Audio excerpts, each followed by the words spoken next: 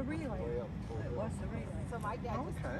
And it was the size And of the was this pier here then? Wow. When Oh, that- yes, so that's healthy. all been here. Yeah, that year, but none of these piers. And there was a boathouse there at one There time was that got just that smashed pier down. out there, the big longer one. Okay. And of course, the Cobourgs, they came and used to park there. And And then there was it any better than it is now? Because you get to see it. It's pretty rocky. It's Oh, pretty. it's deteriorating, the cement. But there used to be. Tell me about how this is important to you. Tell me what's going on today. Oh, well, they're going to demolish the lightkeeper's house that was built for the lightkeeper way back in 1960. I got a picture of it. But in the 60s? 64. How's that important to you? Well, we lived there for 16 years, and my husband owned the lighthouse. That's a caretaker. Tell me about some of those experiences if you can. Well, we had a lot of industrial boats coming in. There was the oil tankers that came in to get their fuel from the tanks that's across on the opposite side of the harbor. And the Cobourg came in and loaded the coal. And then there was General Wire and Cable. They used to bring their boats in from different countries that brought in their iron for their factory. Do you remember how he got to be the lighthouse keeper? Yes, he was the assistant lighthouse keeper down at Main Duck Island. That's between Kingston and Picton. So did he apply for this one, or how does that Yes, work? it came up, and he was working down there, so like housekeeper assistant. This one came up, and he applied for it, and it was through Prescott, and got the job as the lightkeeper here, and had an assistant. It was paid like each year, yearly. And forgive me, what this may be, what does a lighthouse keeper do? Well, they maintain the lights. Hang on a sec, sorry, wait till the clock stops. Sorry, what does a lighthouse keeper do? Well, he has to keep the. Hang on. Go and try it again. The lightkeeper has to maintain all the diesels, the motors in the lighthouse, and he has to keep the light going, the foghorn going when it has to go, and keeps up the yard and everything. Do you remember your daughter was telling stories about how bad the weather got sometimes? If you can relate it to you. Yes, it was, because I remember one winter came out a real bad storm out of the west, and that the spray from the water covered the west side of the house, and we couldn't get in and out of that side of the house because it froze.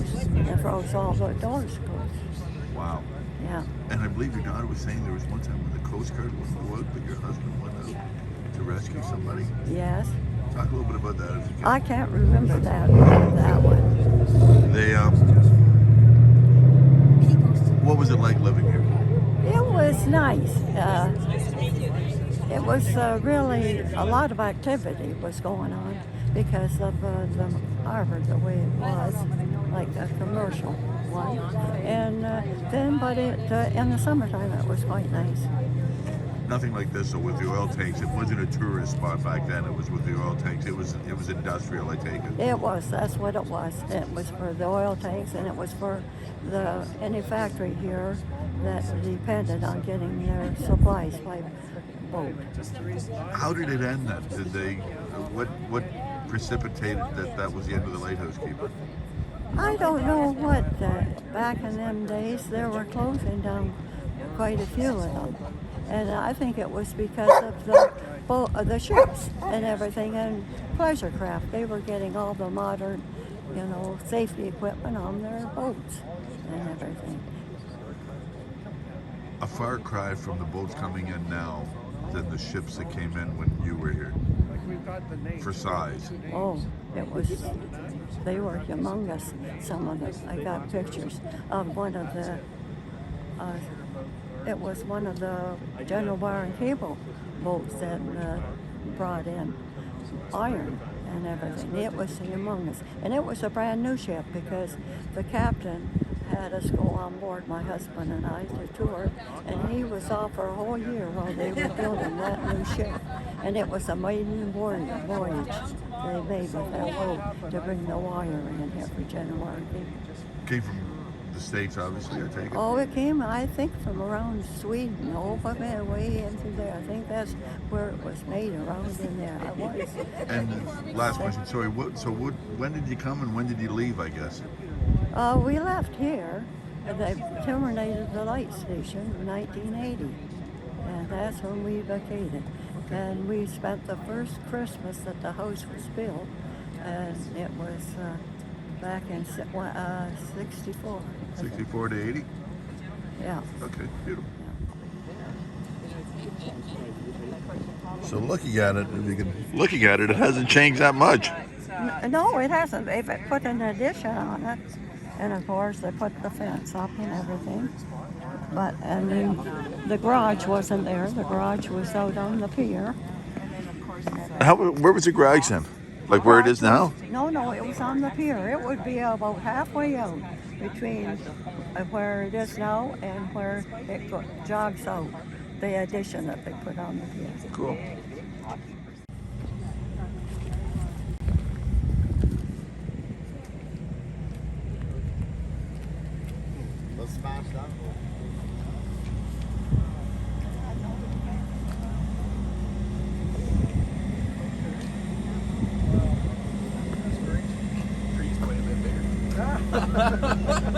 Oh, it's growing.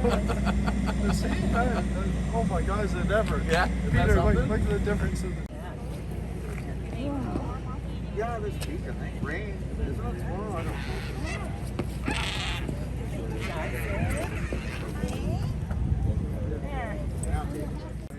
Why did you have to quit?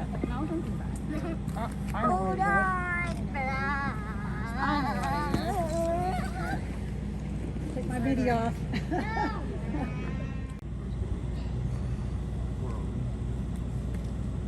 So Todd Pierce was the chief of police. That's his brother. Yeah, you can.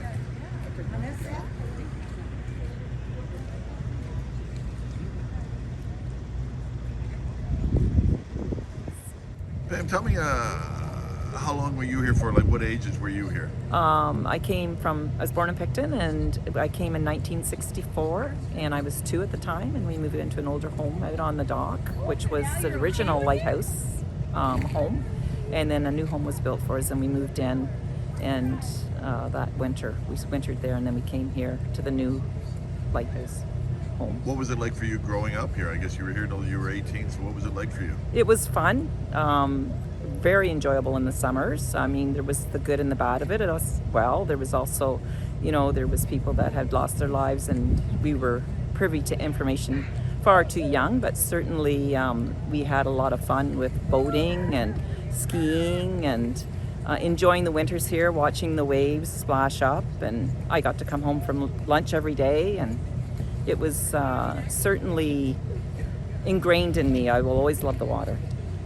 It was, I would think it'd be certainly unique having the one and only house on really, like, well, I was going to say literally, but just about literally on the water. That's right. We had no neighbors. We had a little elderly man that was a squatter by the name of Mr. Frederick, who was beside us, and he had 2 little homes there that when he got elderly and left, they were torn down. And he was our neighbor. What did your dad do then? Like, what did he do? Like, as people that don't know what lighthouse keepers do. He was responsible for the weather every day. He reported to Prescott. There was a little building that was here out on the dock, and he would go out in the morning and he would report the daily weather to them. He was responsible for making sure there was the proper functioning of all the markers for the big commercial ships that came in. He was responsible for the lighthouse being in working order, all the painting and pristine look of what is now responsibility of the Coast Guard. He went and was responsible for Peter's Rock, which is halfway between Port Hope and Cobourg. So he had a boat that was assigned to him, and certainly would go out there and check on it.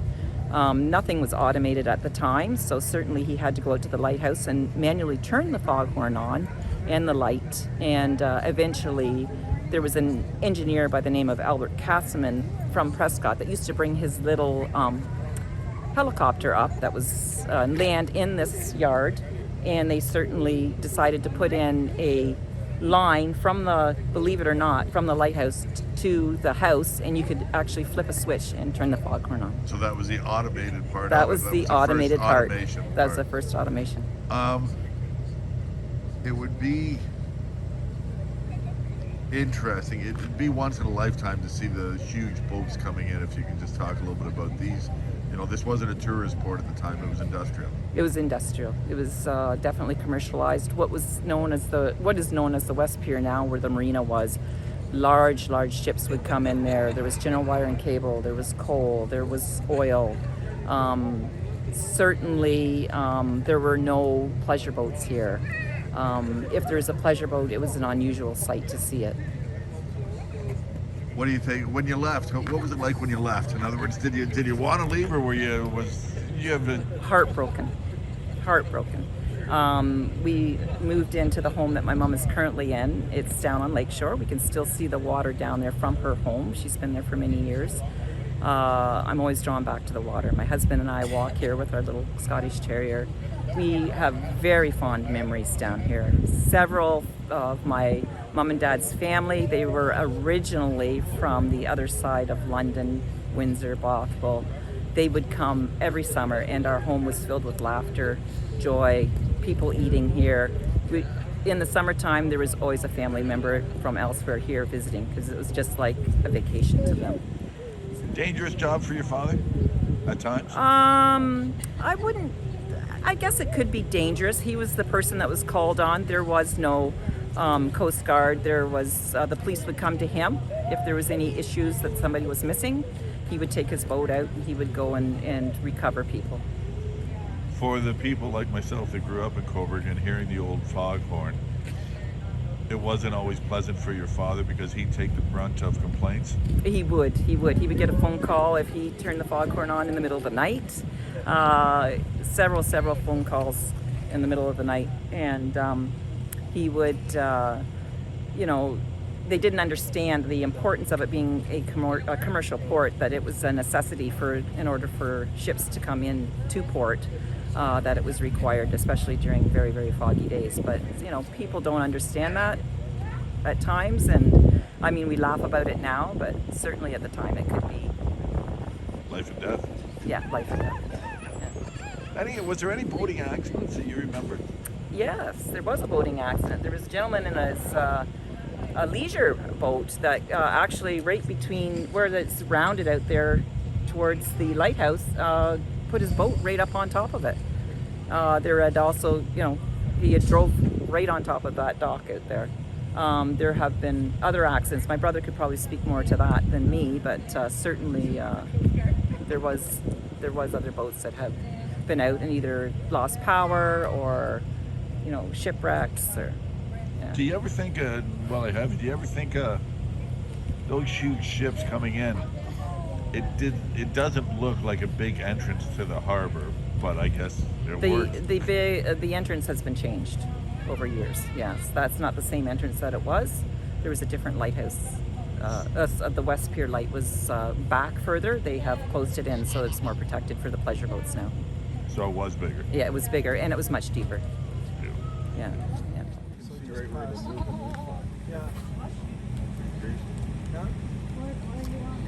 That's all good. Sure. John, tell me, you've been here for many years. Tell me about this. You're continually learning about the town. Yeah, I received a call about Mr. Ribble being the last operator of the lighthouse. I had simply no knowledge of this, and when I look back, I found very little history. So today you can notice that up to 20 family members are here to tell us the story. And I'm really happy that Grandma or Mom is here, who is a walking encyclopedia and has original photographs, that she'll be willing to work with the town and share this story. And I'm hoping that we can make it part of our archive so that the historical story of this harbor and pier is not lost. I think it's critically important that as we redevelop this area, we don't lose its history. the house has changed, but not a lot when you look at the original photo when they moved in that Ms. Ribble had. Yeah. You can still see it. Oh, absolutely. Other than the extension facing the water, it is pretty much almost identical in its structure and shape.